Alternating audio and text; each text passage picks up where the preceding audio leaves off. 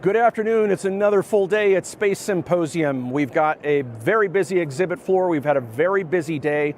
This is our afternoon wrap-up of all the panels and presentations that we've had today. I'm joined by Sandra Rivera of Space News. I've got Wayne Heilman of the Gazette, and I have Guy Norris of Aviation Week. We're going to share with you some of our reflections of today because, again, we've had a lot of newsmakers on the stage, but there's been also a lot of news making off stage and in hallways and in meeting rooms, and lots of conversations that are going to go on. The people I've got here are going to share some of that. I do want to start, though. We had two very interesting assemblies of agency panel leaders. The earlier panel was what I will call the traditional space that people expect to hear from, the NASA's, the Canadian Space Agencies, the ESA's, the JAXA's, all of those. They got together and shared some of their thoughts, and then later in the afternoon, we had a panel of emerging nations to watch. So a number of my colleagues here have been looking at that.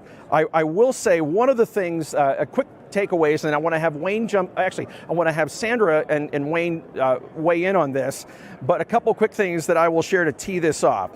JAXA spent a lot of time talking about the space debris challenge and gave some shout outs to Astroscale and their work there.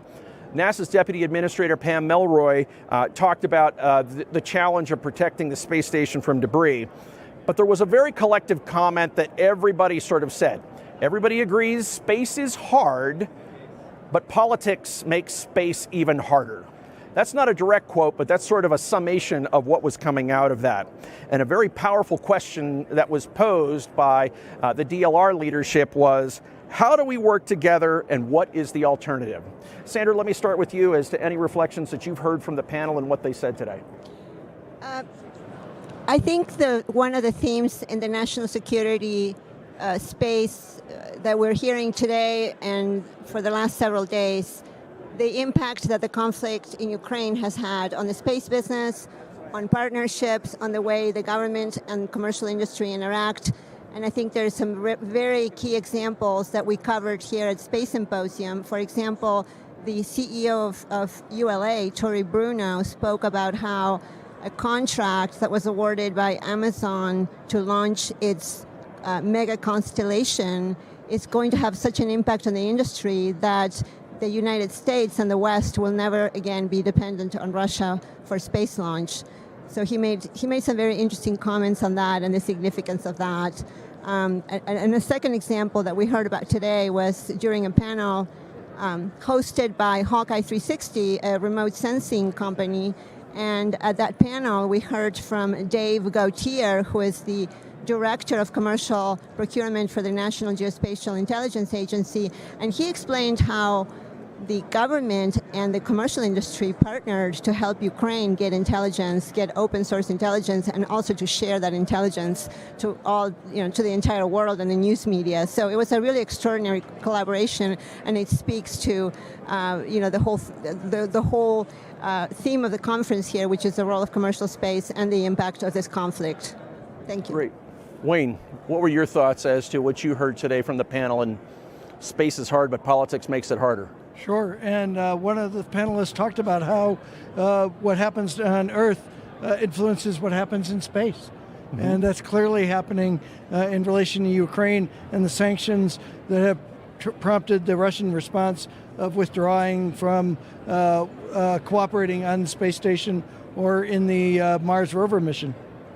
Guy, I want to bring you in on this. Any reflections of what you heard from what they said or along the sidelines? Well, my focus really this afternoon was looking at the exploration panels, which were off into the club down the road from here. I think what was extraordinary to me, at least anyway, was that it was really the sort of beginning of a new age of commercial space stations. In reality, we've been hearing about that possibility for years, but really here at the Space Symposium, you could say that corner has been turned. We've got the development of the orbital reef, the team that really is now embarked on the first stage of that, defining that space station. And we have other companies, of course, which are launching hardware and getting, like Axiom, for example. So that was a real And just one quick thing I should say, this isn't just a space station to replace the ISS. This is the beginning of an ecosystem in low Earth orbit and beyond. And part of this, they've even talked about, is the possibility of timeshares, for example. I know it sounds crazy, but that's the sort of thing that they're beginning to discuss. So I think it's a pivotal space symposium from that aspect. We'll look back on this as a historic That time. tees off of a point that Ken Bowersox made yesterday, talking about how it will be industry driving the exploration missions within less than 2 decades. And we're already starting to see some of that, obviously, with Axiom launching Friday and the Jared Isaacman missions that he's funding. So it's starting, and it's starting to roll out. Wayne, I didn't want to cut you off. Go ahead. No, I was saying that they're calling the orbital reef a business park in space, right? That has been said, and there are people who will be able to take a look at that orbital reef at a couple of the a couple of the booths that we've got behind here. There was also talking with the panel about increasing the focus on transparency. You heard a lot more about that. People are more willing to share some of the data on what's happening there. To kind of wrap this particular section of our conversation off, the Canadian Space Agency Director, Lisa Campbell, made a comment that I think sort of sums this up. The only way we become a multiplanetary species is if we work together. And again, I think we all find there are enough challenges here on Earth. Having them up there in space makes it hard enough, but it echoes the comment of the Soyuz crew that just landed last week. The Soyuz, that mission commander, made a point about, we may be 2 countries up here, we're 1 crew. And again, we find that's a dynamic that we're going to have to pay attention to. Any closing thoughts on that particular point before we move on? Well made. It's certainly true. And just one other thing about the symposium, I think, is the fact it's so much more international, I think, this time than I've ever seen before. Huge, great big areas from the Australians, for example, the UK, Japan, India. Italy. And it certainly adds to the variety of beer which is available for the late evening events, which is always a good thing. We were, Sandra. No, to add on to that, the International Space Chiefs meeting is happening, I believe, tomorrow. 15 countries are represented, and that is a huge event for the international space community, because that's where they talk about the threats. They talk about what they're doing about the threats, how they're working with their respective commercial industries to address some of these issues, and more importantly, how they can partner with the United States, which the United States really needs help with space surveillance and with a lot of capabilities that other allies can provide. We were making some comments before we went on camera to sort of talking about the atmosphere that's here. Obviously, we have over 40 countries that are here. We have over 200 speakers, over 10,000 people. But what's going on behind us and around the entire symposium campus is there are a lot of new teams being formed. They're looking at countries, they're looking at companies, they're looking at educational institutions to form new teams for this environment. Did you see the same thing? Well, there was some talk at the second panel of space leaders about cooperation with Spain and Portugal, launching satellites together, some cooperation between Mexico and Brazil on developing space industries.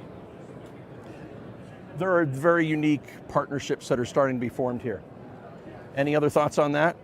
Well, and I think to add to that is the recruiting aspect of it. Raytheon, for example, has that big banner right as you enter this hall saying, we're recruiting. I know that last year, again, Lockheed Martin was very much in the same recruiting mode. So the one of the things that has been said a lot is the fact that the STEM pipeline, that ability to keep this industry going with young people, that's the crucial limiting factor. And I think that's also been highlighted here. I counted at least 12 different booths where I saw we're hiring, or people wearing large buttons and being able to, whether they're scanning LinkedIn profiles or whatever, but that is going on here in a tremendous way. And obviously when we did this in August, we had, again, Lockheed Martin was doing that, which I think caught some people by surprise in doing it, but there are people who are following that lead here now. And again, if there's any supply chain issue we've heard the most of, it is that talent pipeline.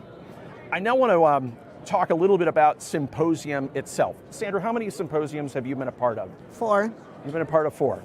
Guy?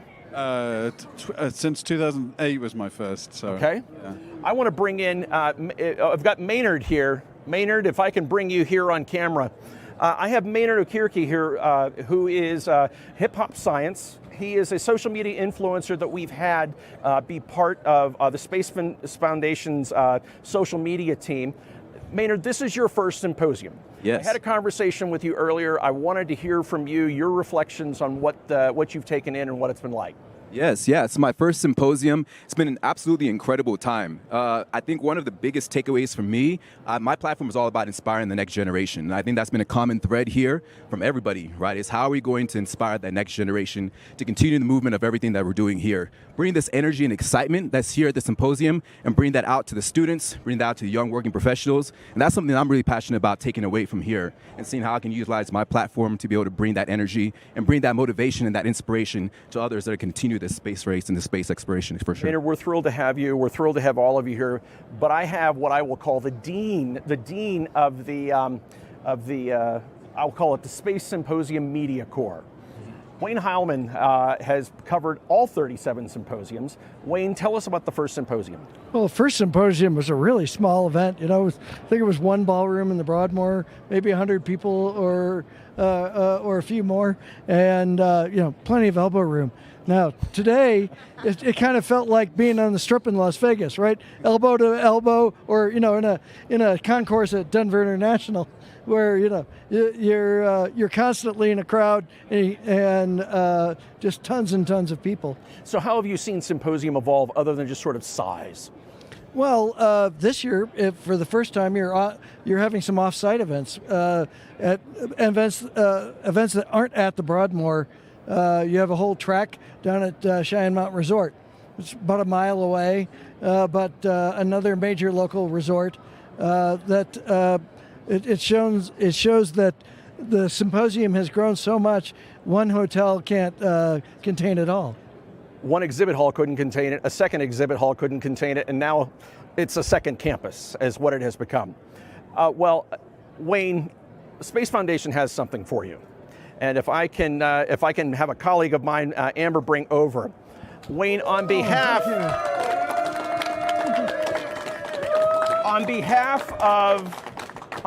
of the Space Foundation team, we have a plaque here that commemorates your 37 symposiums and covering all of those. Now, when you take a look at this plaque, it will have, if you may be able to see that, I'm hopefully not going to blind anybody with the prism I've got here, but it says United States Space Foundation. That was our original name. Mm-hmm. Wayne, you are one of our originals. Thank you. Will always have a place here in the Space Symposium Media Corps. We are grateful for what you have done for this program and Space Foundation. We're grateful for what you've done for the community. Congratulations. Well, thank you.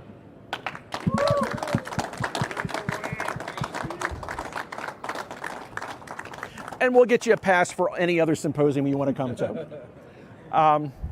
Any particular thoughts you want to share? Well, I hope there are many more. I hope it stays in Colorado Springs forever, where it belongs, just like Space Command, right? Preaching to the choir here, but I've enjoyed every single one of them. I mean, there's always fascinating speakers. You learn things you never would have learned anywhere else. So, and I've always had a fascination with space, right? I watched Star Trek when I was a little kid. So you were part of the original there too? Exactly. Okay. Exactly. Well, with that, Wayne, congratulations. I thank my colleagues for joining again this conversation with Catch Space. We have another show for you tomorrow morning as we kick off our last full day of Symposium.